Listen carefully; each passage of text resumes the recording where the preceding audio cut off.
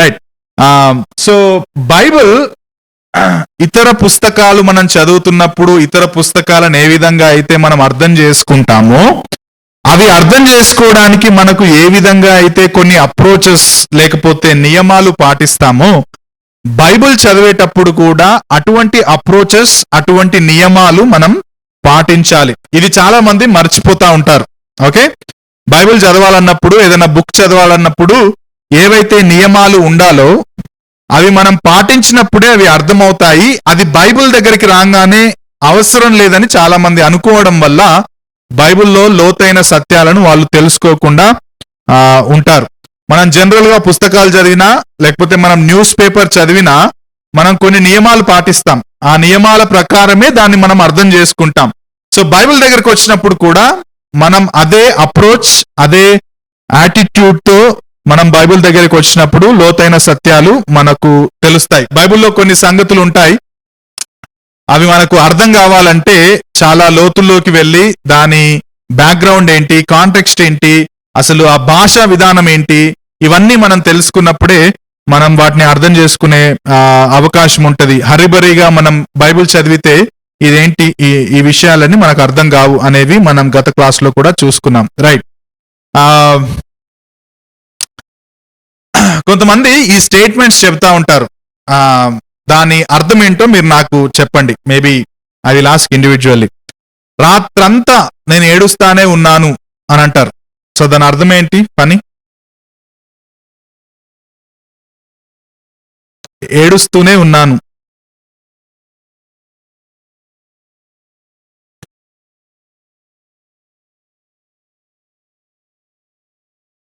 Very good, that's very good. So రాత్రంతా నేను ఏడుస్తూనే ఉన్నాను అంటే అసలు మధ్యలో ఒక గంట కూడా బ్రేక్ తీసుకోకుండా కంటిన్యూస్ గా ఏడుస్తున్నాను అనే అర్థం కాదు. అంటే రాత్రిలో ఎక్కువ భాగం నేను ఏడ్చాను, ఎక్కువ భాగం. రైట్. సో దాని అర్థం అది. మా నాన్నగారు చెప్పిందే వేదం అంటే నాన్న వేదం ఏమైనా చెప్తాడా సునీల్? అంటే ఏంటి? చేయాలి and that is the final. మా నాన్న ఏది చెప్తే, మీకు నోట్స్ లో కూడా ఉంటుంది అదంతా, మా నాన్న ఏది చెప్తే అది వేదం అంటే ఈ హాజ్ ద ఫైనల్ అథారిటీ అని అర్థం. ఓకే, అదే విధంగా అదే విధమైన పదజాలం బైబిల్లో కూడా మనం చూస్తాం. ఓకే, సో బైబిల్లో ఈ విధంగా వాడే పదజాలాన్ని లేకపోతే భాషా విధానాన్ని మనం అలంకార భాష అని అంటాం. What is that? అలంకార భాష, ఫిగర్స్ ఆఫ్ స్పీచ్. బైబిల్లో వాడిన అలంకార భాష మనకు అర్థం కాకపోతే చాలా సార్లు బైబిల్ని తప్పుగా మనం అర్థ వివరణ చేసుకునే అవకాశం ఉంది. సో లాస్ట్ టైం మనం అబ్జర్వేషన్ లో అడగాల్సిన ప్రశ్నల గురించి మనం మాట్లాడుకున్నాం. ఈ రోజు అలంకార భాష గురించి మనం మాట్లాడతాం. పాత నిబంధన మరియు కొత్త నిబంధన రెండు నిబంధనల్లో రచయితలు వాడిన భాషా విధానం. లాస్ట్ టైం మీకు చెప్పాను కదా, జాన్రా అని అన్నాను. ఎంతమందికి ఆ పదం తెలుసు? జాన్రా అంటే రచన శైలి. వెరీ గుడ్, రచనా శైలి. సో ఎన్ని జాన్రాస్ ఉన్నాయి బైబిల్లో చెప్పండి? చాయదాత. Very good. యా, కథానిక, గాస్పల్స్, ప్రాఫసీ, పోయట్రీ, ఇంకా లెటర్స్ అండ్ చివరిది అపోకాలిప్టిక్. రైట్. సో వీటన్నింటిని ఏమంటున్నామంటే మనం జాన్రాస్ గా డివైడ్ చేసాం బైబిల్ని. ఆ పర్టిక్యులర్ జాన్రాలో కూడా మళ్ళీ భాషా విధానంలో కూడా మార్పులు ఉన్నాయి. ఓకే, ఇవేమో భాషా విధానం జాన్రాల్ గా డివైడ్ చేశాము. దాని లోపల కూడా మళ్ళీ రచయిత రాసే విధానంలో వాడిన పదాలలో కూడా చాలా మార్పులు ఉన్నాయి. దాంట్లో ఒకటి ఏంటంటే అలంకార భాష. ఇప్పుడు నేను ఇంతకు ముందు మీకు చెప్పాను కదా, మా నాన్న చెప్పిందే వేదం, రాత్రంతా నేను ఏడుస్తానే ఉన్నాను. సో అవి రెండు కూడా అలంకార భాషలో ఉదాహరణలు. అవి ఏ అలంకార భాషలో అనేది మీరు మొత్తం అలంకార భాష చూసిన తర్వాత మీకు అర్థమవుతుంది. కానీ దాన్నే మనం అలంకార భాష అని అంటాం. సో అలంకార భాష అంటే ఏంటంటే పదాలను సాధారణంగా వాడే విధానం నుండి కాస్త పక్కకు వెళ్ళి ఆ పదాలను ప్రభావవంతంగా చెప్పడానికి వాడే భాషను అలంకార భాష అంటారు. సో జనరల్ గా మాట్లాడే మాటల్లోంచి కాస్త పక్కకెళ్ళి వేరే పదాలను వాడి ఇంకొంచెం ఎఫెక్టివ్ గా కమ్యూనికేట్ చేస్తాం చూడండి, ఆ వాడే పదాలను అలంకార భాష అని అంటాం. ఓకే, అర్థమవుతుందా? జనరల్ గా మాట్లాడతాం, కానీ ఇంకొన్ని పదాలను జోడించడమో, ఇంకొన్ని పదాలను వేరే అర్థంతో తీసుకొని రావడమో, అది చేయడం వల్ల నువ్వు చెప్పాలనుకున్నది ఎఫెక్టివ్ గా ఉంటుంది అని వాడతావు చూడు, దాన్ని మనం అలంకార భాషగా నిర్వచించవచ్చు. ఇది ఒక పదం యొక్క అర్థాన్ని సాధారణ ఉపయోగం నుండి కొత్తగా మార్చి అధికమైన అర్థాన్ని ఇచ్చే పదంగా మారుస్తుంది. అది ఆల్రెడీ వాడిన పదాన్ని యొక్క అర్థాన్ని ఇంకొంచెం ఇంక్రీజ్ చేస్తుంది, లేకపోతే ఆ పదాన్ని ఇంకా ఎఫెక్టివ్ గా కమ్యూనికేట్ చేస్తుంది. దీన్ని మనం అలంకార భాష అని అంటాం. దీన్ని మనం డైరెక్ట్ సూటిగా ఎప్పుడు అన్వయించుకోకూడదు. ఓకే, అన్వయించుకుంటే ప్రమాదం ఏంటి? ఇంతకు ముందు మనం అనుకున్నాం చూడండి, ఏంటది? మా నాన్న చెప్పిందే వేదం అంటే ఏంటది? సూటిగా అన్వయించుకుంటే నాన్న అంతా వేదాలు చదువుతున్నట్టుగా అవుతుంది, రైట్? అది కాదు. సో ఆ భాషను ఏ విధంగా అర్థం చేసుకోవాలి, ఆ భాష వాడడానికి రచయితకున్న ఉద్దేశం ఏంటి, అది మనం ఏమంటారు, ఓపెన్ చేయాలి. అది మనం అన్లాక్ చేయాలి. అది ఓపెన్ చేసి అసలు ఏం చెబుతున్నాడు అని తెలుసుకున్నప్పుడు దాని ఒరిజినల్ మీనింగ్ మనకు అర్థమవుతుంది. ఉదాహరణకు, అవకాశం ఆమె లేదా అతని తలుపు తట్టింది. నిజంగా అవకాశం బయట నిలబడి తలుపు తడుతుందా? దాని అర్థం ఏంటి? రైట్. సో సంతోషంగా గడిపే సమయం ఇట్టే ఎగిరిపోతుంది. నిజంగా సమయం ఎగిరిపోతుందా? అంటే టైం పాస్ అయిపోతుందని, రైట్? సో ఇది అలంకార భాష. అంటే నువ్వు పాయింట్ చెప్తున్నావు కానీ వేరే పదాలను ఉపయోగిస్తున్నావు, లేకపోతే ఆ పదాలకి ఇంకొంత అర్థాన్ని ఎక్కువగా ఇచ్చే ప్రయత్నం చేస్తున్నావు. దీన్నే అలంకార భాష అని అంటాం. సో బైబిల్లో కూడా ప్రతి రచయిత అలంకార భాషను వాడాడు. ఎవ్రీ జాన్రాలో చాలా మంది, ఎస్పెషల్ గా పోయట్రీలో, పాత నిబంధన పోయట్రీ, సామెతలు కావచ్చు, విలాప వాక్యాలు కావచ్చు, కీర్తనల గ్రంథం కావచ్చు, వీటన్నింటిలో ఎక్కువగా అలంకార భాషను వాడారు. పైగా ఆ భాష ఏ భాష? తెలుగు భాష, హీబ్రూ భాష. ఓకే, ఆదిమ హీబ్రూ భాష. సో ఆ భాషలో ఉన్న ఆ అలంకార భాషలో వాళ్ళు వాడిన పదాలను మనం మన భాషలో చదువుతున్నప్పుడు అసలు ఆ అర్థం ఏంటో మనకు తెలియకపోతే మనకు బైబిల్ సరిగ్గా అర్థం అవ్వదు. కాబట్టి అలంకార భాష తెలుసుకోవడం కూడా చాలా చాలా important. So basic Bible interpretation Roy Zuck ఆయన చెప్పిన 5 విషయాలు నేను ఇక్కడ మీ నోట్స్ లో కూడా ఉన్నాయి. దానివల్ల ప్రయోజనం ఏంటి, అలంకార భాష తెలుసుకోవడం వల్ల కలిగే ప్రయోజనం ఏంటి? ఫస్ట్ది, అలంకార పదాలు భాషకు కొత్త రంగునుచ్చి కళను తెస్తాయి. So it adds flavour. నేను తెలుగులో పెట్టాను, ఇంగ్లీష్ లో ఏముంటదంటే it adds flavour to the sentence and words. పదాలకు కొత్త రంగును, కొత్త కళను తెస్తాయి. ఇప్పుడు చూడండి, కీర్తన 18:2లో ప్రభువు నా శైలము అనుంది.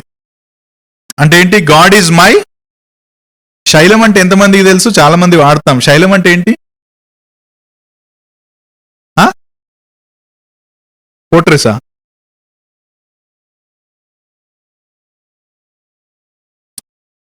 శైలము అంటే అర్థం ఏంటి? Rock. God is my rock. ప్రభువు బలవంతుడు మరియు స్థిరుడు, అందువల్ల నేను ఆయనపై ఆధారపడగలను అని చెప్పడానికి కీర్తనకారుడు ఏమంటున్నాడు? ప్రభువు నా, సింపుల్ గా. దాని అల్టిమేట్ మీనింగ్ ఏంటంటే ప్రభువు నా నిజంగా రాక్ అని కాదు కదా. అక్కడ ప్రభు బలవంతుడు, ఆయన స్థిరుడు, ఆ స్థిరమైన బలవంతుడైన దేవుని మీద నేను ఆధారపడగలను, ఆధారపడాలి అని చెప్పడానికి ప్రభువు నా శైలము అంటున్నాడు.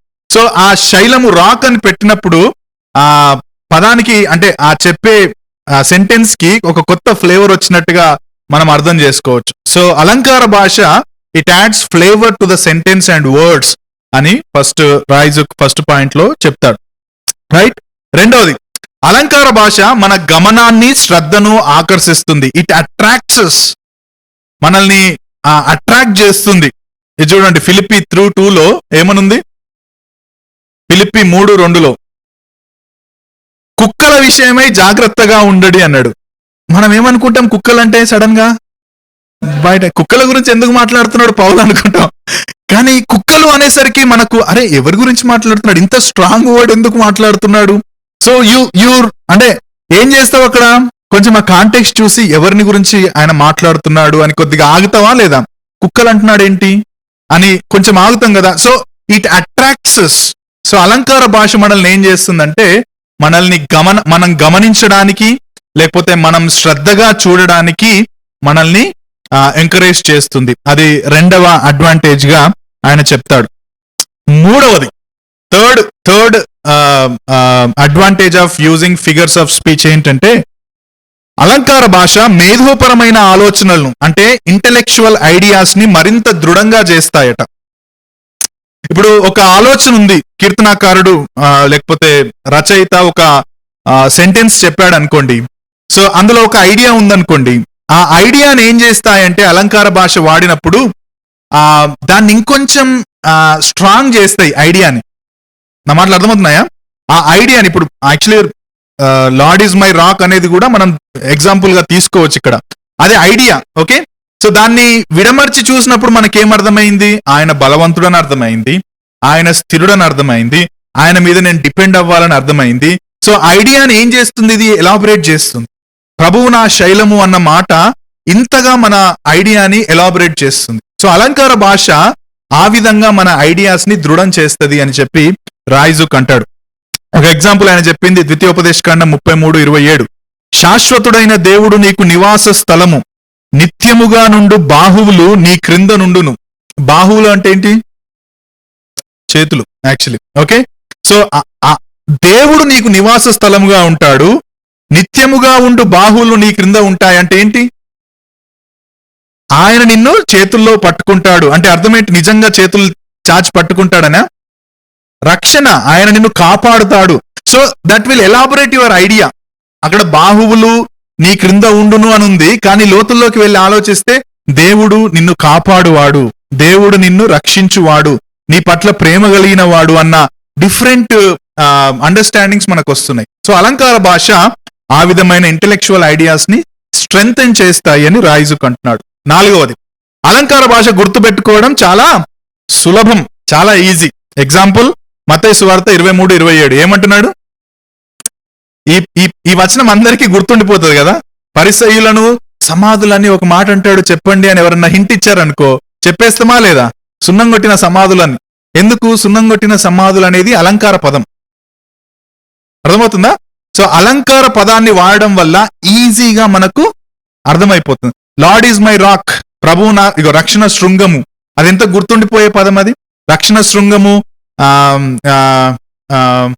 యాపిల్ ఆఫ్ ఐ అని ఉంటది ఇంగ్లీష్ లో, తెలుగులో ఏముందో నాకు, కనుగొడ్డు, యాపిల్ ఆఫ్ ఐ, ఆయన అంతగా నన్ను కాపాడుతాడు. సో ఇవన్నీ పదాలు వాడినప్పుడు ఈజీగా మనకు గుర్తుండిపోతుంది. సో అందుకని అలంకార భాష మాట్లాడతారు అని ఆయన చెప్తాడు. అది 4వ పాయింట్. 5వదిగా అలంకార భాష మళ్ళీ మళ్ళీ ఆలోచించడానికి, నెమరు వేయడానికి కూడా సహాయపడుతుంది. Okay, so these are the 5 advantages of figures of speech. ఈ 5 విషయాలను Roy Zuck Bible interpretation, basics of Bible interpretation లో ఆయన చెబుతాడు. Any questions here? ఓకే, వెళ్దామా? సో ఇప్పుడు ఈ రోజంతా డిఫరెంట్ ఫిగర్స్ ఆఫ్ స్పీచ్ ని మనం తెలుసుకుంటాం. ఫిగర్స్ ఆఫ్ స్పీచ్ ని ఎందుకు ఇంత మనం ఎంఫసైజ్ చేయాలి అంటే, మనం చదివేటప్పుడు ఫిగర్స్ ఆఫ్ స్పీచ్ అని అర్థం కాకపోతే తప్పుగా అర్థ వివరణ చేసే అవకాశం ఉంటుంది. సో అందుకని అబ్జర్వేషన్ లో, ఇంటర్ప్రిటేషన్ లో, రెండిట్లో ఫిగర్స్ ఆఫ్ స్పీచ్ అనే ఒక మిడిల్ ఎంటిటీని కూడా మనం తెలుసుకోవడం చాలా ప్రాముఖ్యం అని చాలా మంది అంటారు. కాబట్టి ఈ రోజంతా నేను అలంకార భాష, డిఫరెంట్ అలంకార భాషలు, బైబిల్లో వాడిన అలంకార భాషలో నేను చెప్పే ప్రయత్నం చేస్తాను. ద ఫస్ట్ థింగ్ ఏంటంటే ఉపమాన అలంకారం. బై ద వే, తెలుగులో ట్రాన్స్లేట్ చేద్దామని చాలా ప్రయత్నం చేసిన గ్రాంధికమైన భాషలు ఉన్నాయి. దానికంటే ఇంగ్లీష్ పదాలే వాడడం మంచిది అనిపించింది. సో ఇంగ్లీష్ పదాలే వాడతా, కొన్ని ట్రాన్స్లేట్ చేసి తెలుగు వాడతాం. ఓకే, సో ఫస్ట్ ఏంటంటే ఉపమాన అలంకారం, దాన్ని సిమిలీ అంటారు. ఓకే, ఫస్ట్ ఏంటి? సిమిలీ. ఓకే, సిమిలీ అంటే అర్థం ఏంటంటే it's a figure of speech used to compare 2 objects or concepts with one another using the words like or as. 2 విభిన్నమైన విషయాలను, 2 విభిన్నమైన వ్యక్తులను పోల్చి చెప్పడానికి వలె, లాగా, వంటిది, లాంటిది అన్న పదాలను వాడతాం చూడండి. ఆ పదాలను మనం సిమిలి అంటాం. ఎగ్జాంపుల్స్ ఉన్నాయా? ఏమనున్నాయి? ఆమె కోకిల వలె పాడుతుంది. ఆమె కోకిల, కానీ ఎలా? వలె పాడుతుంది. సో కోకిల, ఇంకెవరున్నారు అక్కడ? ఆహా, ఇంకా నేను కోకిల దగ్గరనే ఉన్నా నేను. కోకిల, ఇంకొక పాడే వ్యక్తి. సో పాడే వ్యక్తి కోకిలలా పాడుతుంది అనడానికి ఒక పదాన్ని వాడారు మధ్యలో. ఏంటది? లైక్, వలె. సో ఆ పదాన్ని సిమిలి అంటాం. రెండింటిని పోల్చి చెప్పడానికి మధ్యలో వాడే పదం. ఓకే. చిన్న బిళ్ళల బుగ్గలు పూరీలాగా ఉన్నాయి, పూరీల వలె ఉన్నాయి. పట్టులాంటి మృదువైన చర్మం. ఏంటది? రెక్సోనా. రైట్. ఆమె ముఖం చంద్రబింబం వలె ఉన్నది. ఆమె ముఖం చంద్రబింబం కాదు, చంద్రబింబాన్ని ముఖంతో పోలుస్తూ అట్లున్నది అని చెప్పడానికి వాడేదాన్ని సిమిలి అంటారు. ఇవి జనరల్ ఎగ్జాంపుల్స్ నేను మీకు చెప్పే ప్రయత్నం చేస్తాను. ఇప్పుడు తర్వాత బైబిల్ దగ్గరికి వద్దాం. బైబిల్ ఎగ్జాంపుల్స్ ప్రధానికి నేను జనరల్ చెప్పాను, ఆ తర్వాత బైబిల్ నుంచి కూడా మీకు చెప్పాను. యెషయా 53:6. మీకు అంత నోట్స్ ఉన్నాయి, మీరు అన్ని చూసుకుంటూ చెప్పేయచ్చు. సరే, మనమందరము గొర్రెల వలె త్రోవ తప్పితిమి. ఎవరం మనందరం? మనుషులు. కానీ గొర్రెల వలె త్రోవ తప్పితిమి. ఎందుకంటే గొర్రెలు కామన్ గా ఈజీగా త్రోవ తప్పుతాయి. అవునా? షెపర్డ్ గనక ముందు లేకపోతే చాలా ఈజీగా త్రోవ తప్పే జంతువులు అనమాట. వాటికి ఏం లేదు, ఇక్కడ కిందికి చాలా హంబుల్ అనమాట. కిందికి వేసుకొని ఆయన అడుగులను చూసుకుంటూ వెళ్ళిపోతాయంట. సో త్రోవ తప్పే స్వభావం అతి ఎక్కువగా గొర్రెలకు ఉంటది. సో అది చెప్పడానికి ఏమంటున్నాడంటే మనమందరం గొర్రెల వలె త్రోవ తప్పిన వారం. సామెతలు 11:22. వివేకము లేని సుందర స్త్రీ పంది ముక్కుననున్న బంగారు కమ్మి వంటిది. సుందర స్త్రీ పంది ముక్కునున్న బంగారు కమ్మి అంటలే, వంటిది, లాంటిది. So that is simile. 1 పేతురు 2:3. ఏలైనగా సర్వశరీరులు గడ్డిలు పోలిన వారు, వారి అందమంతయు గడ్డి. ఎట్లుంటది గడ్డి పువ్వు? చిన్నగా ఉంటది. ఓకే. అండ్ ఎక్కువ రోజులు బతకదు. గడ్డి పువ్వు చాలా త్వరగా ఎండిపోతుంది. గట్టిగా ఎండ కొట్టింది అనుకో గడ్డి పువ్వు, సాయంత్రానికే పోతుంది. అంత స్పాన్ ఆఫ్ లైఫ్ స్పాన్ అంత తక్కువ ఉంటుంది దాన్ని. గట్టిగా గాలి కొడితే కూడా రాలిపోతుంది, గట్టిగా వర్షం కొడితే కూడా రాలిపోతుంది గడ్డి పువ్వుకున్న పెటల్స్ మీరు గమనిస్తే గనక. సో అది దేంతో చెప్తున్నాడంటే మనిషి జీవితం గురించి చెప్తున్నాడు. సర్వ శరీరులు గడ్డిలి పోలిన వారు, వారి అందమంతయు వలె పోలుస్తున్నాడు. సో దీన్ని మనం సిమిలి అని అంటాం. వలె, లాగా, లాంటిది అని చెప్పడానికి. ఒక ఎగ్జాంపుల్ ఇంకేమైనా చెప్తారా మీరు అక్కడ చూడకుండా? పావురం. Very good. ఎప్పుడది? ఒక నిమిషం వద్దాం. ఎక్కడది? బాప్తిస్మం. యేసుక్రీస్తు ప్రభు బాప్తిజం తీసుకున్నప్పుడు తండ్రి పైనుంచి ఈయన నా ప్రియకుమారుడని, ఈయనందుని ఆనందిస్తున్నాను అని అంటాడు. అప్పుడు ఏమైతుంది? పరిశుద్ధాత్ముడు పావురము వలె. ఓకే. సో చాలా మంది అంటే పావురమే అని చూపిస్తారు, పావురము వలె actually. That's very good example. Harish, నువ్వేదో చెప్పు. పోలి ఉన్నది. Okay. But that's a good example. వలె ఈజ్ వెరీ ఇంపార్టెంట్. హరీష్ చెప్పింది కూడా చాలా మంచిది. అక్కడ మీకు 1 Peter 5:8 కూడా నేను మీకు జస్ట్ రాసి పెట్టాను. అది కూడా చాలా ఫేమస్ ఎగ్జాంపుల్. చెప్తారా? 1 Peter 5:8. సాతానుడు గర్జించు, ఎవరిని మింగుదునా, ఏ విధంగా చేస్తున్నాడు? గర్జించు సింహము వలె. లైక్ రోరింగ్ లయన్ ఈస్ ఏమంటారు ఇంగ్లీష్ లో? Seeking someone to devour. సింహము వలె. ఆయన సింహం కాదు, సాతానుడు. రైట్.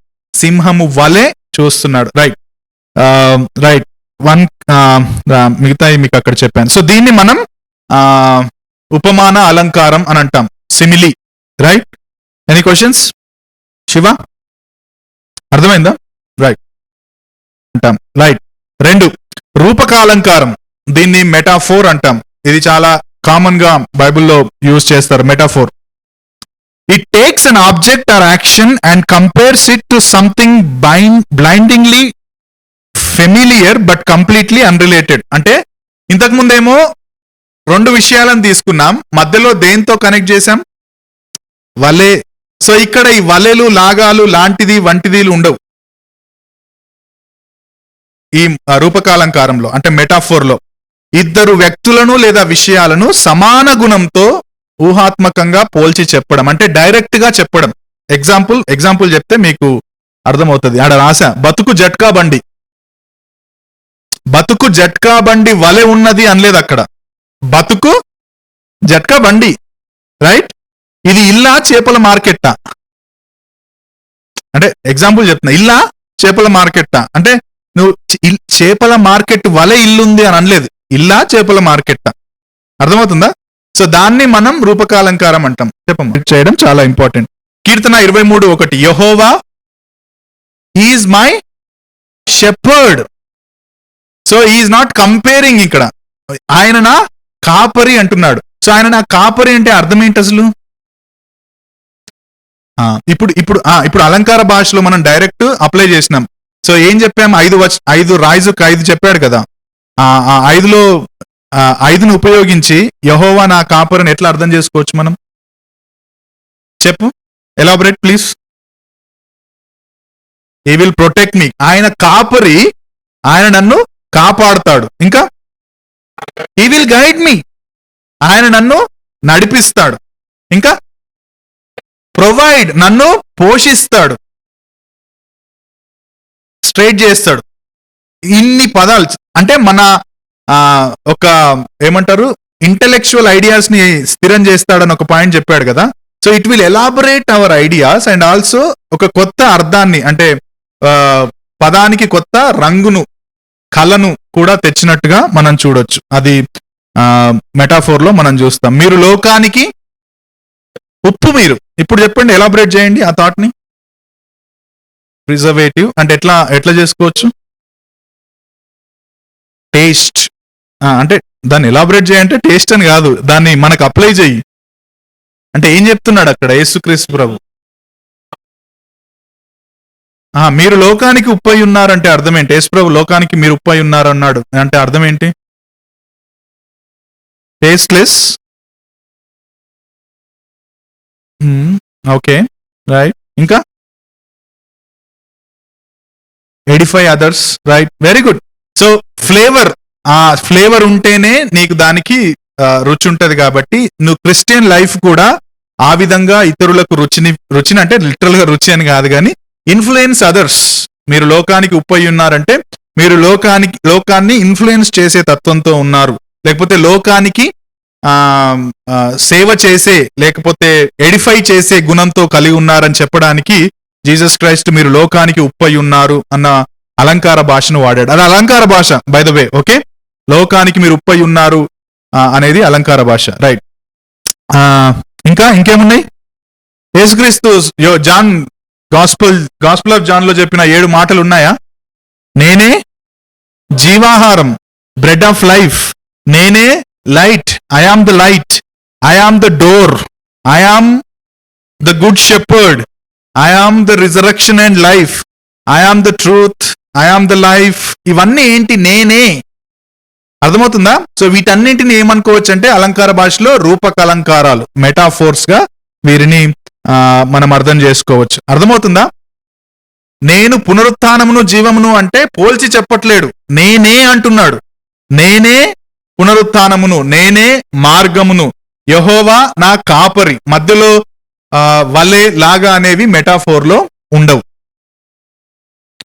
దాన్ని రూపకాలంకారం అని అంటారు. వాడకుండా మనం డైరెక్ట్ వ్యక్తిని ఆపాదించుకుంటాం, అది మెటాఫోర్. మూడవది అన్యాపదేశం అని ఉంది తెలుగులో, కాకపోతే ఇంగ్లీష్ లో metonymy. Okay, it's a literary term where a word or phrase is substituted with another related word or phrase.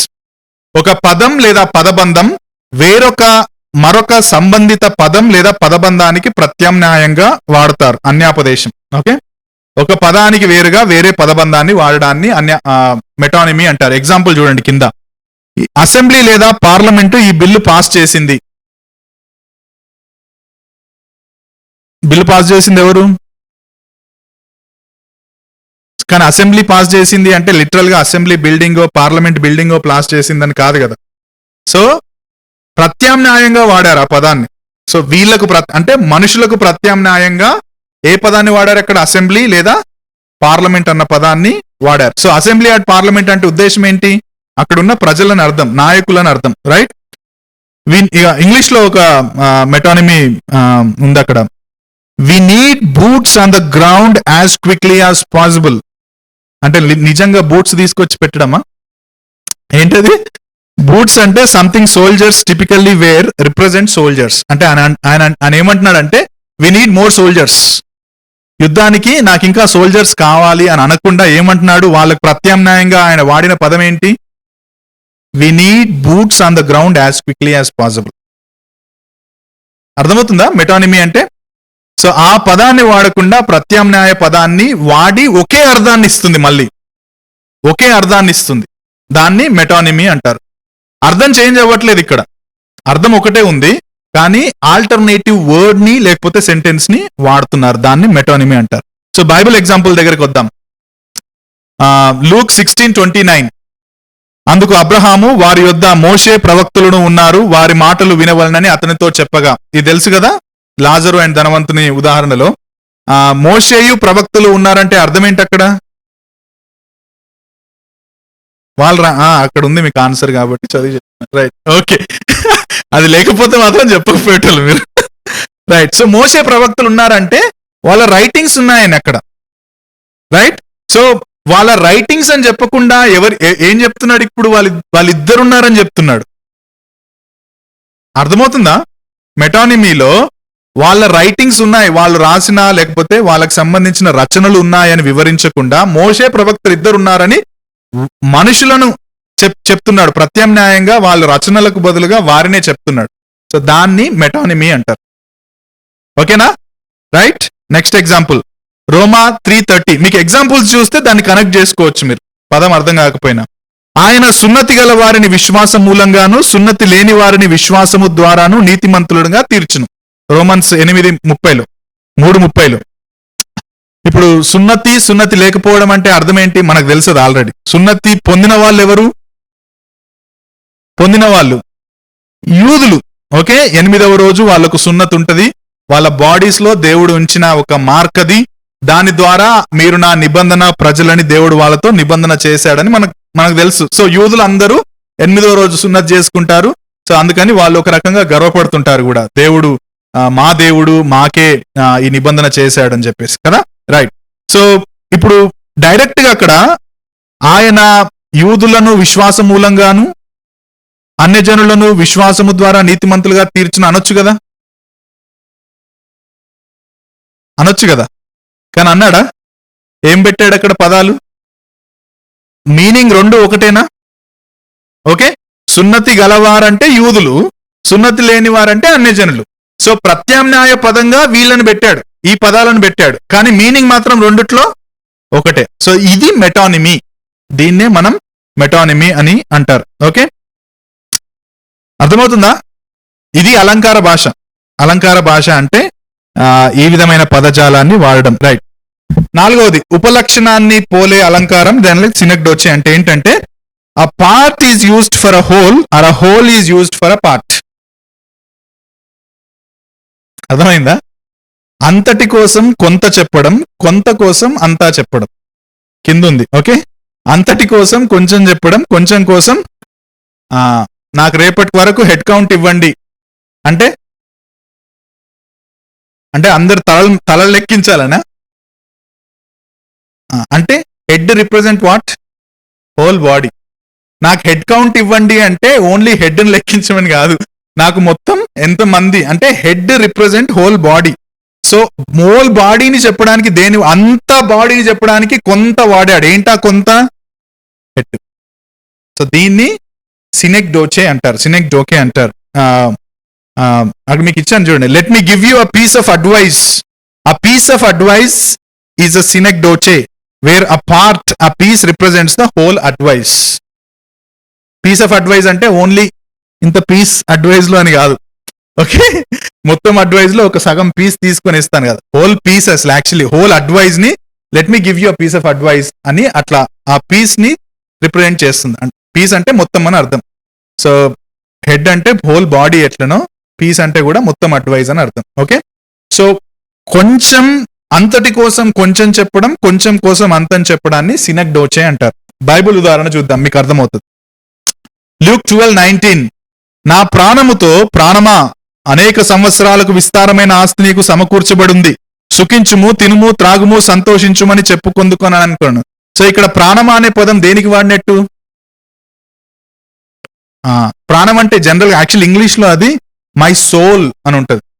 So soul and body కదా, రైట్? జనరల్ గా my soul and body, dichotomy. Okay, we are not ట్రైకాటమీ.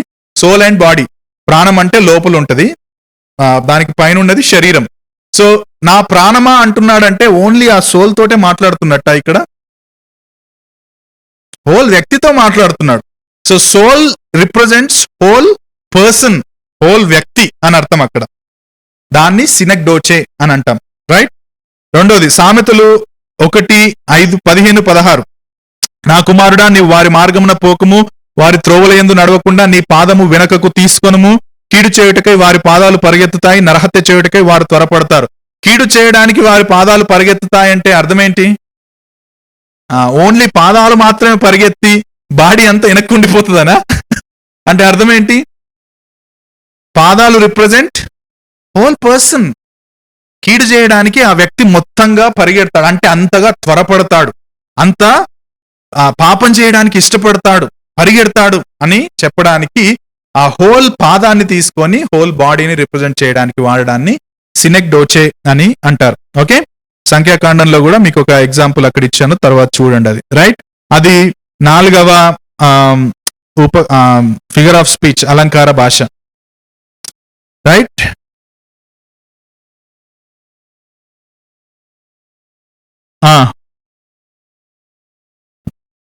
That's good, very good, good observation. So ఒక అలంకార భాష, ఒక sentence లో ఒకటే అలంకార భాష ఉండాలని రూల్ లేదు. ఓకే, ఒక సెంటెన్స్ లో 2 అలంకార భాషలు ఉండొచ్చు, ఒక అలంకార భాషలోనే ఒక పదంలోనే 2 అలంకార భాషల్ని కూడా అర్థం చేసుకోవచ్చు. సో దీంట్లో ఇది ఒకటే ఉంది, ఇది కాకూడదు, అరే ఇది మెటానమీ ఉంది, ఇందులో సిమిలీ రాకూడదు అనేది లేదు. సో పదాన్ని బట్టి, సెంటెన్స్ ని బట్టి 2, 3 కూడా అర్థం చేసుకోవచ్చు. ఒకటే పదం, ఇప్పుడు that's a good example Prasad. అందుకే ఇది సినెక్డోచే కాదు కదా. డకీయా? సినెక్డకీ కాదు అది, నేను అక్కడ చెప్పాను దాన్ని, ఆ ఎగ్జాంపుల్ అక్కడ చెప్పాను. సో సంఖ్యాకాండంలో ఇప్పుడు ఇక్కడ ఇది చూడండి, ఇప్పుడు ఎగ్జాంపుల్ ఆల్రెడీ ఇక్కడ చెప్పేస్తాను మీకు. 6:24-26 ఉందా మీ దాంట్లో? నిన్ను కాపాడునుగాక, తన సన్నిధిని ప్రకాశింపజేసి నిన్ను కరుణించిన. ఇంగ్లీష్ బైబిల్ ఉంటే ఎవరన్నా ఓపెన్ చేస్తారా? ఇంగ్లీష్ బైబిల్ నంబర్స్ 6:24, ఒక్కసారి అది సేమ్ వచనం చదవండి.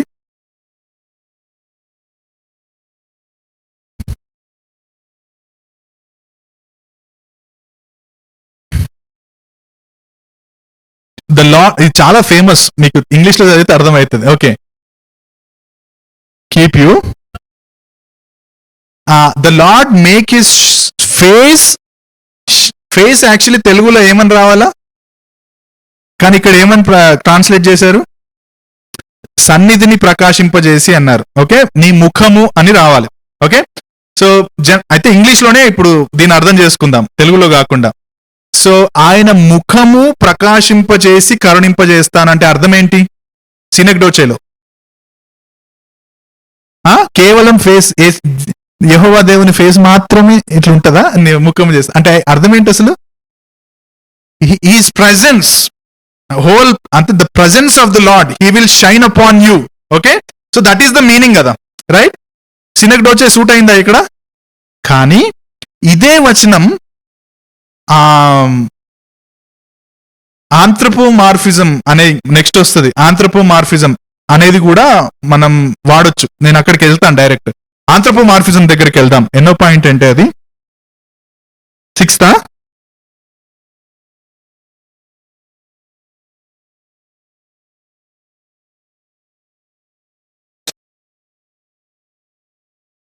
Right right.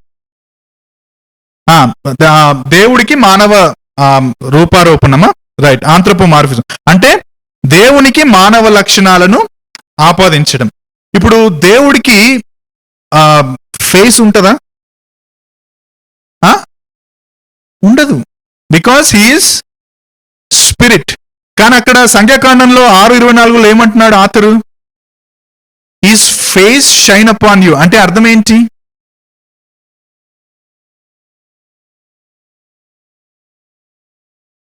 దీన్ని ఆంథ్రోపోమార్ఫిజం అంటారు. సో ఇది ఇక్కడికే వచ్చేద్దాం డైరెక్ట్. సో దేవుడు ఆత్మ, ఆయనకు శరీరము ఉండదు, ఆయనకు మానవుడికి ఉన్నట్టుగా శరీర అవయవాలు ఉండవు. కానీ దేవుడికి మానవ లక్షణాలను ఏ విధంగా ఆపాదించారు బైబిల్లో? దేవుడు మనల్ని చూస్తాడు. ఆయన కళ్ళున్నాయా? అది వేరు. ఆయన అయి లేదు, సరే కరెక్ట్, సారీ అమ్మా, రైట్. సో ఆయన మనల్ని చూస్తాడా? ఇంతకుముందు మనం అనుకున్నాం చేతులు, బాహువులు నీ క్రింద ఉంటాయి. సాతాను యేసుప్రభుతోటి అయినప్పుడు నువ్వు కిందికి దుంకు, ఆయన నీ పాదములు కింద పట్టకుండా కాపాడుతాడు, పట్టుకుంటాడు. నిజంగా వచ్చి ఇట్లా పట్టుకుంటాడా? అంటే ఏంటి అర్థం? మానవుని లక్షణాలను అంటే మానవుడికి ఉండాల్సిన అవయవాలను వాటిని పోల్చి దేవునికి ఆపాదించడాన్ని ఆంథ్రోపోమార్ఫిజం అని అంటారు. సో మీకు ఆడ వచనాలు చూడండి. నిర్గమాకాండం 7:5 ఏమనుంది? నేను ఐగుప్తు మీద నా చెయ్యి చాపి ఇజ్రాయేలీలను వారి మధ్య నుండి రప్పింపగానే, లిటరల్ గా దేవుడు ఇట్లా చెయ్యి చాపి ఇజ్రాయేలీలను ఇట్లా బయటికి లాగాడా ఐగుప్తు నుంచి? అంటే అర్థం ఏంటి అక్కడ?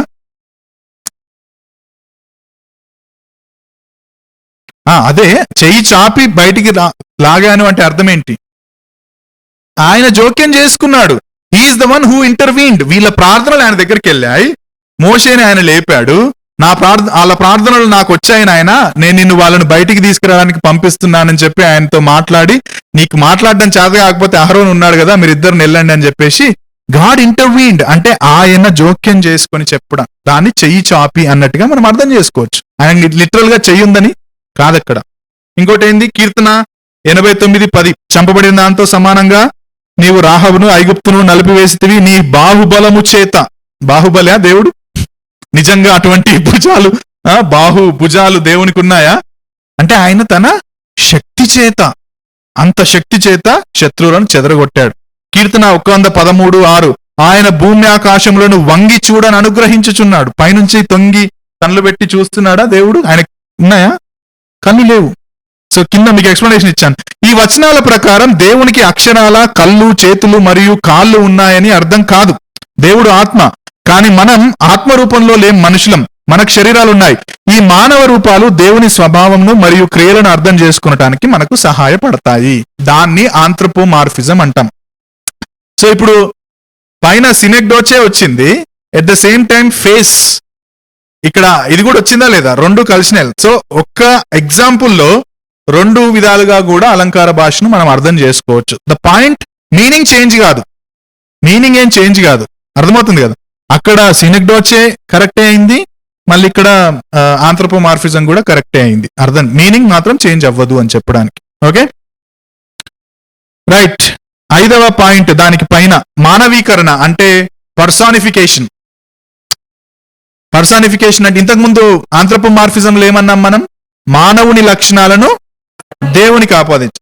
సో పర్సానిఫికేషన్ లో విషయాలకు, స్థలాలకు, వస్తువులకు మానవ లక్షణాలను ఆపాదిస్తాం. విషయాలకు, వస్తువులకు, స్థలాలకు మానవుని లక్షణాలను ఆపాదిస్తాం. ఫర్ ఎగ్జాంపుల్ బైబిల్ డైరెక్ట్ వెళ్దాం, మీకు ఈజీగా అర్థమవుతుంది. ఆదికాండం 4:10 దేవుడు ఎవరితో అంటున్నాడు ఈ మాట? కయీన్ తోటి అంటున్నాడు. కయీన్ తోటి ఏమంటున్నాడు? నువ్వు చేసిన పనేంటి? నీ తమ్ముని రక్తం యొక్క స్వరము నేలలో నుండి నాకు. నిజంగా హేబేలు యొక్క రక్తం ఆ విధంగా క్రై చేసిందా? నన్ను చంపిండు మా అన్న కయీన్ అని చెప్పేసి రక్తంకి మాటలు వచ్చి ఆయన చేశాయా? రక్తానికి స్వరం ఉంటుందా? ఓకే, సో రక్తానికి దేన్ని యాడ్ చేస్తున్నాం ఇక్కడ? మానవుని మానవుడికి ఉండాల్సిన ఒక లక్షణం ఏంటి? మానవుడు మాట్లాడతాడు, స్వరం ఉంటది.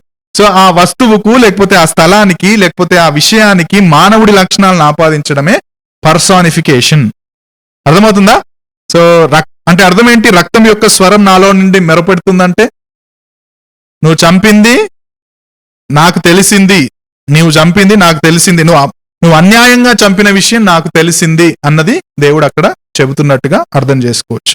సామెతలు 1:20 జ్ఞానము వీధులలో, నిజంగా విజ్డమ్ బయటికి పోయి ఇక్కడ మియాపూర్లో కేకలు వేస్తుందా? చదివితే wisdom is available but people are not getting, people are not asking, people are not searching.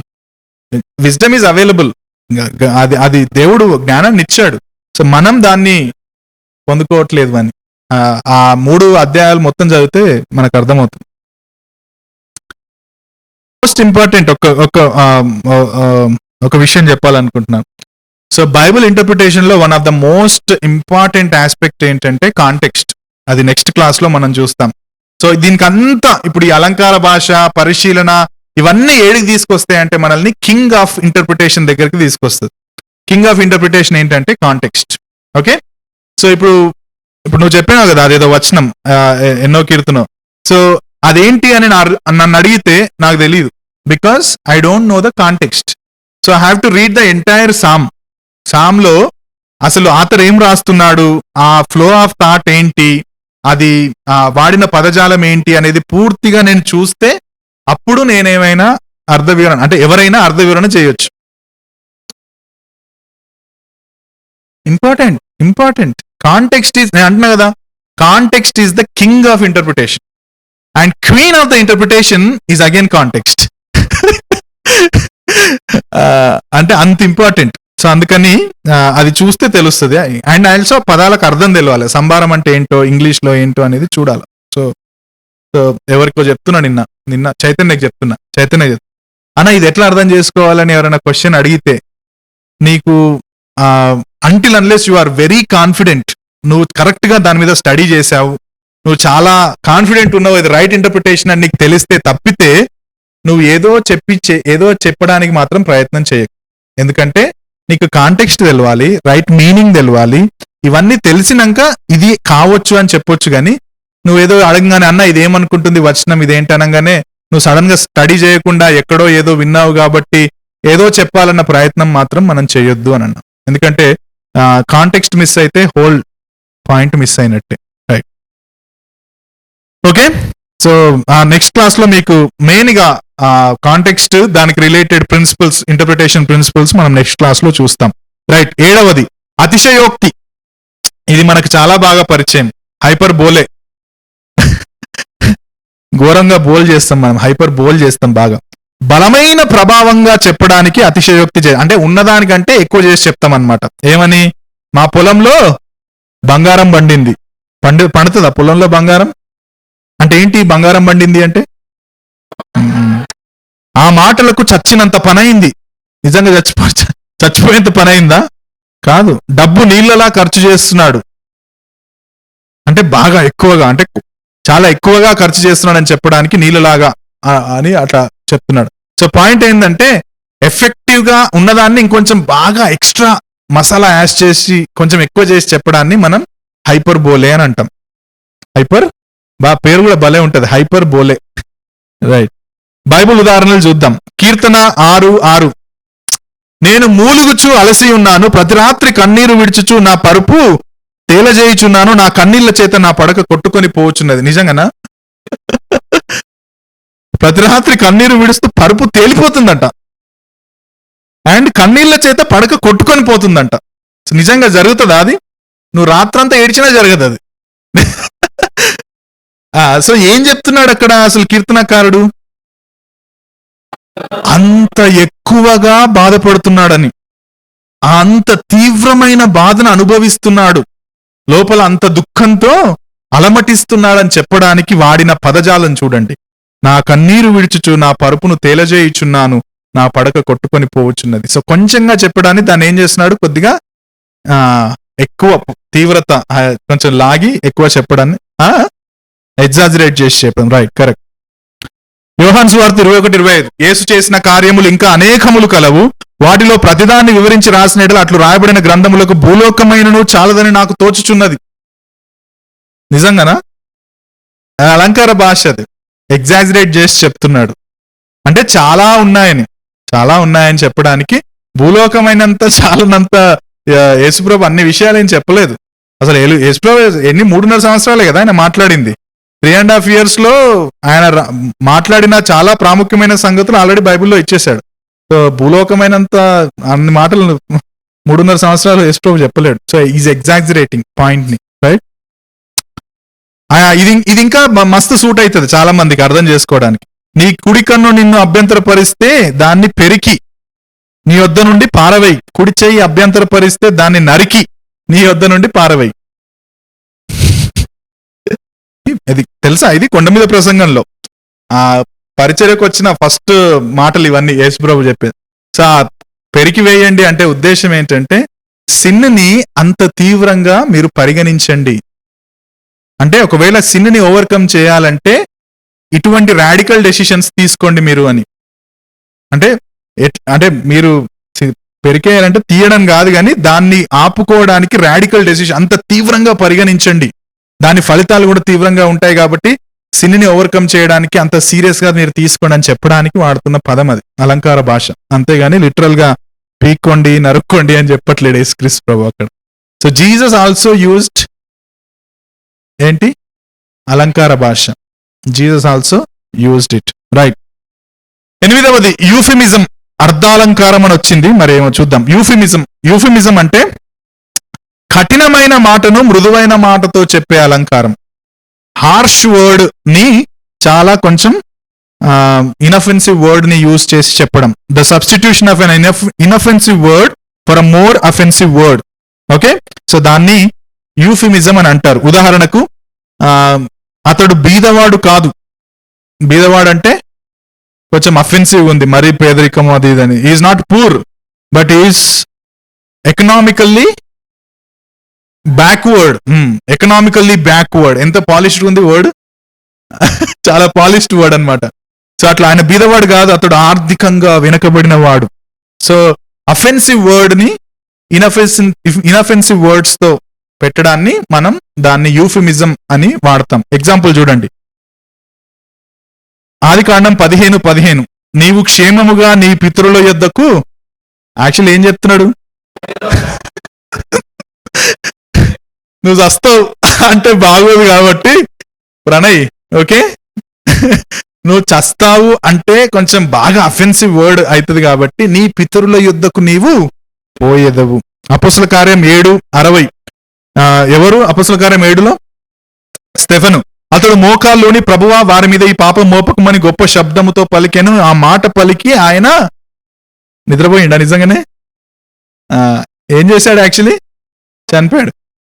మనం అంటే మన రెగ్యులర్ కన్వర్జేషన్ లో కూడా వాడం. అది వస్తుంది నెక్స్ట్ వస్తుంది. సో 1 Thessalonians 4:13-15 మీరు తర్వాత చూడండి. That is also good example.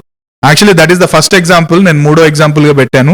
మీరు తర్వాత దాన్ని మీరు ఇంటికి వెళ్ళిన తర్వాత చూడండి. యూఫిమిజం 13-15 మంచిగా కనబడుతుంది. ఇప్పుడు మెయిన్ 9th దగ్గరకు వద్దాం. ఏంటది? ఐరనీ. ఇంకొక మాటలో చెప్పాలంటే సర్కాజం.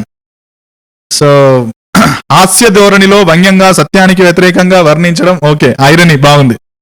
వాస్తవానికి చెప్పబడిన దానికి విరుద్ధమైన అర్థాన్ని తెలియజేయడానికి ఉపయోగపడుతుంది. సర్కాజం గుర్తుపెట్టుకోండి. సర్కాజం ఏంటి? ఎటకారం లేదా ఎత్తి పొడుపు. బులింగర్ కూడా is also author, Bible interpretation మీద బుక్స్ రాశాడు. నేను మీకు పంపిస్తాను. యాక్చువల్లీ ఆయన ఫిగర్స్ ఆఫ్ స్పీచ్ మీద కొన్ని ఆర్టికల్స్ కూడా ఉన్నాయి. సో దాంట్లోంచి నేను తీసుకున్నాను. నేను మీకు ఆర్టికల్ కూడా పంపిస్తాను. You can read articles also. Right. General గా వ్యంగ్యాన్ని అంటే సర్కాజం ఎందుకు వాడతారంటే యాంగ్రీ ఉన్నప్పుడు, లేకపోతే ఇతరులకు బాధ కలిగించడానికి, నొప్పి కలిగించడానికి, అవమానించడానికి వాడతారు. జనరల్ గా సర్కాజం అట్లా సర్కాస్టిక్ కామెంట్ హర్ట్ చేయడానికి వాడతారు అనేది జనరల్ గా మనం అర్థం చేసుకుంటాం. కానీ అదే సర్కాజం ని ఒకరిని వేకప్ అంటే వాళ్ళు కాస్త ఏమంటారు చల్లబడ్డారు, ఓకే, లేజీగా ఉన్నారు. సో వాళ్ళను పురికొల్పడానికి ప్రోత్సహించడానికి కూడా వ్యంగ్యాన్ని వాడొచ్చు అనేది బుల్లింగర్ గారి explanation, and which is true. అది జనరల్ గా కూడా అట్లా వాడతారు. సో మాట్లాడేటప్పుడు ఆ వ్యంగ్యాన్ని బైబిల్లో ఎవరు మాట్లాడుతున్నారు అనేది కూడా మనం గుర్తు చేసుకోవాలి.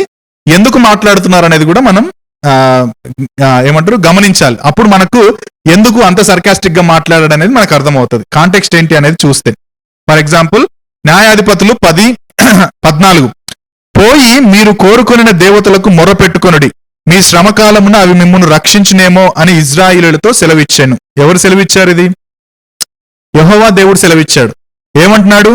మీరు కోరుకున్న దేవతల దగ్గరికి వెళ్ళి ముందు వాళ్ళతో మొరపెట్టుకోండి.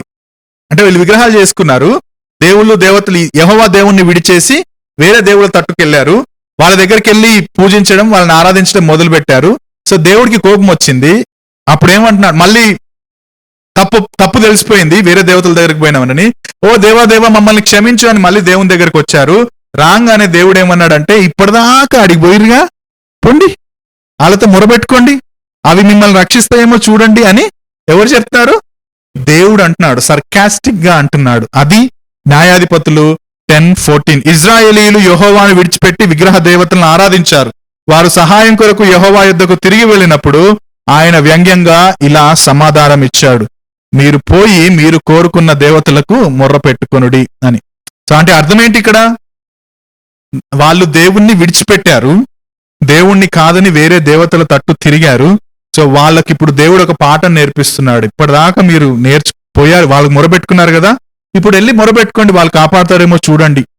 So I am the one who delivers, not those so called gods and goddesses. నేను మిమ్మల్ని విడిపించే వాళ్ళను, వాళ్ళు మిమ్మల్ని రక్షించరు అనే పాఠాన్ని తిరిగి వాళ్లకు నేర్పించడానికి ఆయన ఈ పదాన్ని వాడినట్టుగా మనం అర్థం చేసుకోవచ్చు. ఓకే, లూక్ 6:42 న్యూ టెస్టిమెంట్ లో మనందరికీ తెలుసు. ఏంటది? నీ కంట్లో ఉన్న దూలాన్ని చూడక నీ సహోదరుని కంట్లో ఉన్న నలసును తీసేయమంటున్నావు. Actually that is also little sarcastic అంటారు చాలా మంది. ఎట్లా? దాన్ని పారాఫ్రైజ్ చేసి చెప్తే మన భాషలో, ముందు నీ సంగతి చూసుకో, తర్వాత పక్కల గురించి మాట్లాడదాం. కొంచెం సర్కాస్టిక్ గా లేదు? So that is also sarcastic అని చాలా మంది చెప్తారు, అందుకని నేను కోట్ చేశా. ఫస్ట్ నీ గురించి ఆలోచించి, ముందు నీ చూసుకో కదా, తర్వాత పక్కల గురించి ఆలోచించడం అనేది కాస్త సర్కాస్టిక్ గా కూడా మనం అర్థం చేసుకోవచ్చు. పౌలు చూడండి, 1 కొరింథీ 4:10 మేము క్రీస్తు నిమిత్తం వెర్రివారం. కొరింథీలతో అంటున్నాడు, మేం పిచ్చోళ్ళం బై, మీరు క్రీస్తునందు మీకు చాలా బుద్ధి ఉంది. క్రీస్తు అంటే ఆయన, ఇది దాని వెనకాల పాయింట్, మీరు చాలా బుద్ధిమంతులు బాబు, మేం బలహీనులం, మీరు చాలా బలవంతులు, మీరు ఘనులు బాబు, మేము ఘనహీనులం. ఇది అన్నమాట అక్కడ పౌలు వాడుతున్న పదం యొక్క అర్థం. సో ఈ సర్కాస్టికల్ గా మాట మాట్లాడుతున్నాడు. ఇదంతా అర్థమవుతుందా? సో ఎవరు మాట్లాడుతున్నారు, ఎందుకు మాట్లాడుతున్నారు? వాళ్ళను పురికొల్పడానికి. అసలు కొరింథీ సంఘంలో జరుగుతున్న గలిబిలిని చూసి వాళ్ళకు ఉత్తరాన్ని రాస్తూ మీరు ఎటువంటి వాళ్ళని చెప్పడానికి ఈ మాటలు చెప్తున్నాడు. ఓకే, సో ఎవరు రాస్తున్నారు, ఎవరు వ్యంగ్యంగా మాట్లాడుతున్నారు, ఏ సందర్భంలో మాట్లాడుతున్నారు, ఎవరితో అయితే వ్యంగ్యంగా మాట్లాడుతున్నారో వాళ్ళ పరిస్థితి ఏంటి, ఈ 3 మనం కరెక్ట్ గా గమనిస్తే మనకు ఆ భాష ఎందుకు వాడారో మనకి ఇక్కడ అర్థమవుతుంది. మీకు అక్కడ వచనాలు ఇచ్చాను. యాక్చువల్లీ ఇదంతా చాలా వ్యంగ్యం మీరు చూడాలనుకుంటే యోబు గ్రంథం చదవండి. చాలా దేవుడు వేసుకుంటాడు, బాగా మంచి సర్కాస్టిక్ వేసుకుంటాడు దేవుడు యోబుని. ఓకే, సో ఆ సర్కాజం అంతా అక్కడ మనకు బాగా కనబడుతుంది. మీకు అక్కడ 12:38 వచనాలు కూడా నేను రాశాను, మీరు తర్వాత వెళ్ళి చూసుకోండి. Okay, 10వది idioms. ఇడియమ్స్ ని తెలుగులో ఏమంటారు?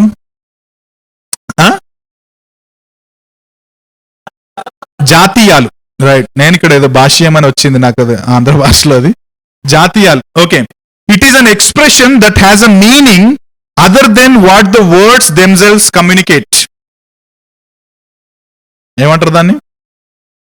పదాలు వాటి అర్థాన్ని కాకుండా భిన్నమైన అర్థాన్ని వ్యక్తీకరించడం, వాటి ప్లెయిన్ మీనింగ్ ని కాకుండా డిఫరెంట్ మీనింగ్ ని చెప్పడాన్ని ఇడియం అని అంటారు. ఓకే, అవునా? రైట్, ఎగ్జాంపుల్, ఊపిరి తీసుకొని ఇవ్వండి అంటే గ్యాప్ ఇవ్వండి, కొంచెం గ్యాప్ ఇవ్వండి, కాస్త బ్రేక్ ఇవ్వండి అని. అవునా? రైట్. సో ఇట్స్ ఇడియం అంటారు. ఊపిరి తీసుకొని ఇవ్వండి, కాస్త ఊపిరి తీసుకొని ఇవ్వండి అంటే కొంచెం బ్రేక్ ఇవ్వండి, చాలా పనిలో చాలా నిమగ్నం అయి ఉన్నాను. సో నోటికి వచ్చింది మాట్లాడుతున్నాడు. Don't judge a book by its cover. Right. Okay, మీలో ఉన్న అలంకార భాష అంతా బయటకు వస్తున్నట్టు. రైట్. సో జనరల్ గా ఇడియమ్స్ అనువదించడం అంటే హీబ్రూ ఇడియమ్స్ గురించి మాట్లాడుతూ ఇవి అనువదించడం చాలా కష్టం. ఎందుకంటే ఇది యాక్చువల్లీ అక్కడ ఎక్కడి నుంచి కోట్ చేశానో నేను రాయలేదు. ఇది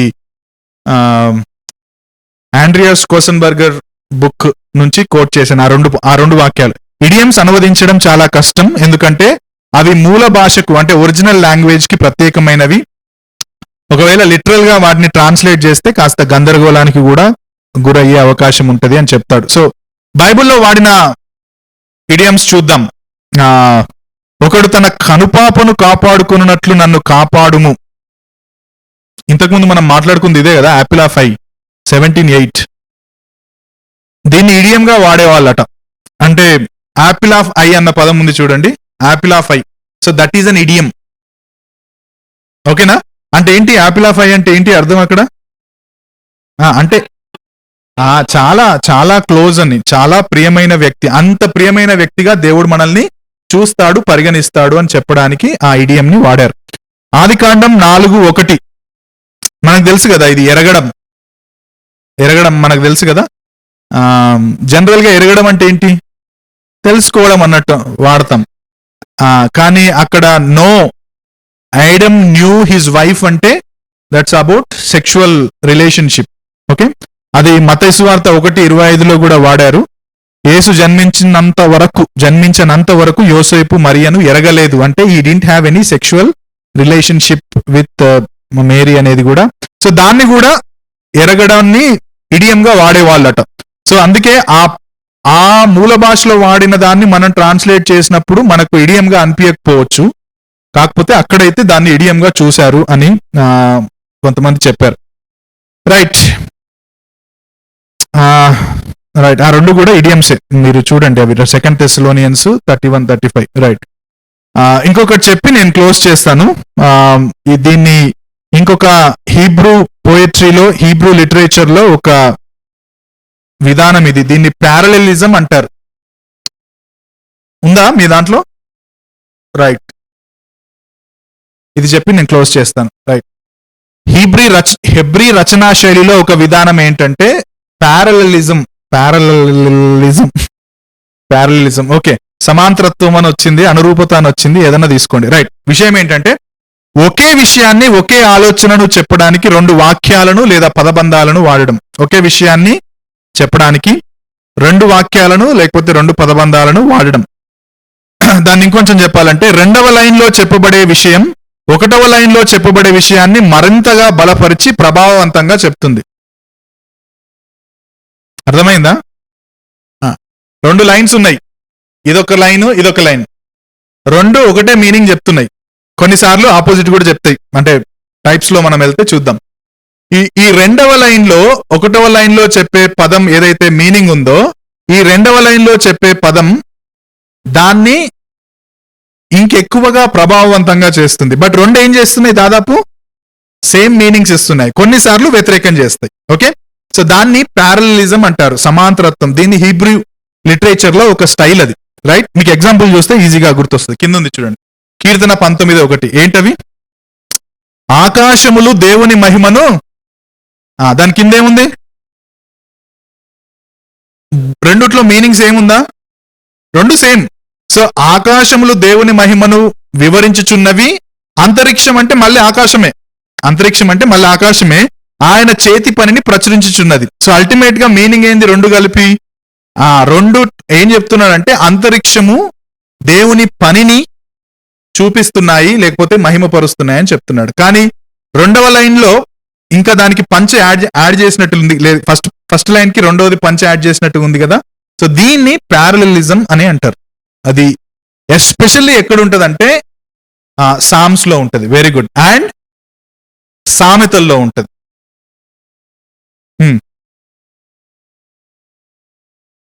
మీ నోట్స్ లో?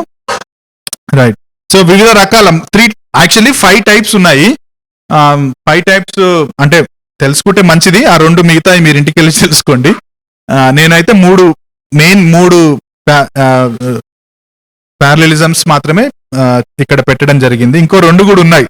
దాన్ని ఎంబ్లమాటిక్ ఒకటి, ఇంకోటి ఏదో అంటారు. రైట్. ఫస్ట్ ఏంటంటే సినానిమస్ ప్యారలిజం. దీంట్లో ఏంటంటే the same idea is expressed in different words in successive lines or verses. మొదటి 2 అంటే ఒకదాని తర్వాత ఒకటి వచ్చే లైన్లలో సేమ్ ఐడియా ఉంటది, అంటే సేమ్ ఆలోచన ఉంటది. ఒకే ఆలోచన వేరు పదాలలో లేదా వచనాలలో వ్యక్తపరచబడుతుంది. ఎగ్జాంపుల్ చూడండి, 24వ అధ్యాయం 1-2 కీర్తనలు.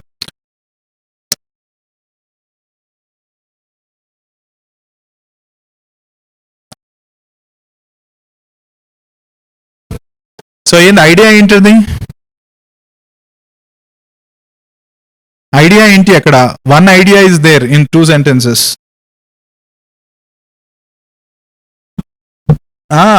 చెప్పండి గట్టిగా. క్రియేట్ చేసింది ఎవరు? దేవుడు. సో భూమి సంపూర్ణత, లోకం దాని నివాసులు యెహోవావే. సముద్రాల మీద పునాది వేశాడు, ప్రవాహాల మీద స్థిరపరిచాడు. సో ఆయన చేశాడు. ఎలా చేశాడు?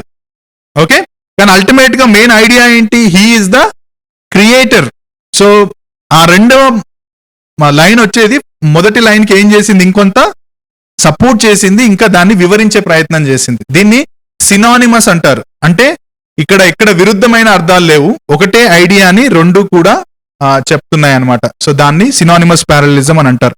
మీకు నేను ఎగ్జాంపుల్స్ కావలిస్తే తర్వాత పంపిస్తాను, బట్ జస్ట్ ఇది టచ్ చేయాలనిపించింది. మీరు you can do more study.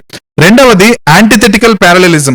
యాంటిథెటికల్ అంటే contrasting ideas are presented in successive lines or verses. పైన ఏం చెప్పాము? 1-2 వచనాల్లో 2 వరుసల్లో సేమ్ ఐడియా. ఇక్కడేంటి యాంటిథెటికల్ అంటే? కాంట్రాస్టింగ్ అంటే ఆపోజిట్. ఓకే, సో అక్కడ సేమ్, ఇక్కడ ఆపోజిట్. ఫర్ ఎగ్జాంపుల్ సామెతలు 10:1 జ్ఞానము గల కుమారుడు తండ్రిని, ఆపోజిట్ ఏంటి? బుద్ధి లేని కుమారుడు తన తల్లికి దుఃఖం పుట్టించును. సో రెండిట్లో ఐడియాస్ సేమ్ ఉన్నాయా, ఆపోజిట్ ఉన్నాయా? సో దీన్ని యాంటిథెటికల్ ప్యారలిజం అని అంటారు. ఓకే, సో జ్ఞానం గల కుమారుడు కింద బుద్ధి లేని కుమారుడు. సంతోషం పుట్టిస్తాడు తండ్రిని, తల్లిని దుఃఖం పుట్టిస్తాడు. అర్థమవుతుందా? This is antithetical. ఇంకో ఎగ్జాంపుల్ కూడా ఉంది, జన సమృద్ధి, అది చూడండి మీరు తర్వాత. మూడవది synthetic parallelism. Synonymous, antithetical and synthetic. Synthetic లో ఏంటంటే the second line or words builds upon or completes the idea of the first. 2వ లైన్ లో ఉన్న ఐడియా మొదటి లైన్ లో ఉన్న ఐడియాని బలపరుస్తుంది, లేకపోతే ఇంకా ఎక్కువగా వివరిస్తుంది. ఓకేనా? దాన్ని సింథటిక్, సంపూర్తి చేస్తుంది అని కూడా మనం అర్థం చేసుకోవచ్చు. మొదటి లైన్ లో ఉన్న ఐడియాని 2వ లైన్ సంపూర్తి చేస్తుంది, బలపరుస్తుంది, ఇంకెక్కువగా వివరిస్తుంది. సెకండ్ లైన్ అర్థమైందా? కానీ సినానిమస్ కాదు. సినానిమస్ లో 2 సేమ్ ఐడియా ఉన్నాయి. యాంటిథెటికల్ లో కాంట్రాస్ట్ ఉంది. సింథటికల్ లో the second line is strengthening the idea of the first line, or it explains more. Second line 2వ దాన్ని ఇంకెక్కువగా వివరిస్తుంది. So 3 are different actually. Okay, చూడండి అక్కడ కీర్తన 19:7 యెహోవా నియమించిన ధర్మశాస్త్రము యథార్థమైనది, అది ప్రాణమును తెప్పరిల్ల చేయను. అది ఫస్ట్ సెంటెన్స్. ఓకే, ఇప్పుడు సెకండ్ సెంటెన్స్ చూడండి. ఇప్పుడు ఏం చేస్తుంది సెకండ్ సెంటెన్స్? ఇంకా ఎలాబరేట్ చేస్తుంది, ఇంకా స్ట్రెంథెన్ చేస్తుంది. ఆ యెహోవా శాసనము యథార్థమైనది, ప్రాణమును తెప్పరిల్ల చేస్తుంది. ఇంకా కిందికి వచ్చి అది నమ్మదగింది, ఆ ధర్మశాస్త్రము బుద్ధిహీనులకు జ్ఞానం పుట్టిస్తుంది. So it is strengthening more the first idea. So దాన్ని సింథటిక్ ప్యారలిజం అని అంటారు. ఓకేనా? ఇది మనకు మొత్తానికి అలంకార భాష సంబంధించిన వివిధ రకాలైన భాషా ప్రయోగాలు. సో ఎందుకు ఇవి మనం తెలుసుకోవాలి? ఓకే, ఇది చెప్పి నేను క్లోజ్ చేస్తాను. ఎందుకు తెలుసుకోవాలంటే ఇప్పటిదాకా మనం చూసిన ఎగ్జాంపుల్స్ ని బట్టి ఆ పదంలోని డీప్ అర్థాన్ని, అంటే లోతైన అర్థాన్ని తెలుసుకోవడానికి, లేకపోతే రచయిత యొక్క ఉద్దేశాన్ని తెలుసుకోవడానికి, అది మనం ఏ విధంగా అర్థం చేసుకోవడానికి. ఇప్పుడు ఇంతకుముందు ఎవరు అడిగారు? ఫస్ట్లో అడిగాను కదా, ఒకవేళ రాంగ్ గా అర్థం చేసుకుంటే మనం తప్పుగా అన్వయించుకునే అవకాశం ఉందా అని. So this is one example. ఇప్పుడు మత్తయి సువార్త 5వ అధ్యాయంలో యేసుప్రభు చెప్పాడు కదా, నీ కన్ను పెరికేసుకో, నీ చేసేసుకో అంటే. ఒకవేళ దాన్ని లిటరల్ గా తీసుకుంటే ఏంటి? నిజంగా ఇప్పుడు అట్లా చెప్పారని అంటున్నావు నువ్వు ఇంకా. సో అంటే అట్లా చేసుకోకపోవచ్చు, అంత ధైర్యం ఎవరికి రాకపోవచ్చు, కానీ ఆ రాంగ్ అదైతే ఉంటది కదా, సో తప్పుగా అర్థం చేసుకునే అవకాశం ఉంటది కాబట్టి. So even understanding figures of speech is కూడా వెరీ ఇంపార్టెంట్. సిల్వ మెడలో వేసుకున్నారు, even that good example, right right. నిన్ను నువ్వు ఉపేక్షించుకో, నీ సిలువ ఎత్తుకో అన్నప్పుడు మెడలో సిలువ, జేబులో సిలువ పెట్టుకొని నడిచారట. Production and observation and figures of speech. So next class లో 2 క్లాసెస్ ఉంటాయి మనకు. So different context, different styles of interpretation principles, and last ఒక 1 hour మనం అప్లికేషన్. అంతే, అప్లికేషన్ కి పెద్ద అవసరం లేదు, అప్లికేషన్ మనం 1.5 hour లో ముగించేయచ్చు. Okay, right.